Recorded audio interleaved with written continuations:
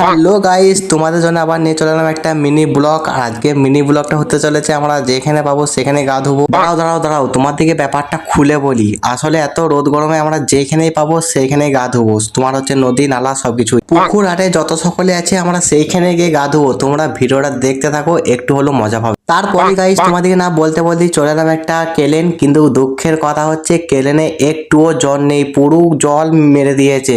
তার জন্য আমরা দেখি আবার অন্য কোথায় গা দেওয়া হয় নাকি। দাঁড়াও গাইস, সে নাই ঠিক আছে, গা নাই ধুবো, তার আগে আমরা একটু আম খেয়ে নিই, কারণ কেলেনে আম না খেলে হয়।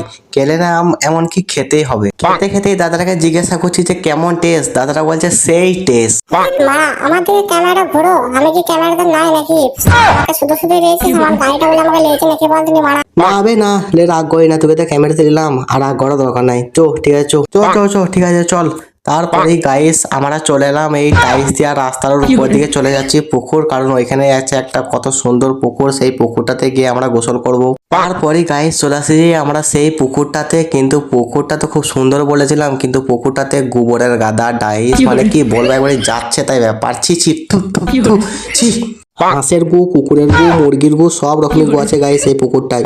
তারপরে গাইস আমরা ওই পুকুরটাতে না গা ধুয়ে আবার একটা চলে এলাম অন্য পুকুরটাতে। আর এখানে গাইস দেখো কত সুন্দর সুন্দর ঘোড়া সব চলছে, ঘোড়াগুলো দেখতে দেখতে চলে যাচ্ছে আমরা ওই পুকুর।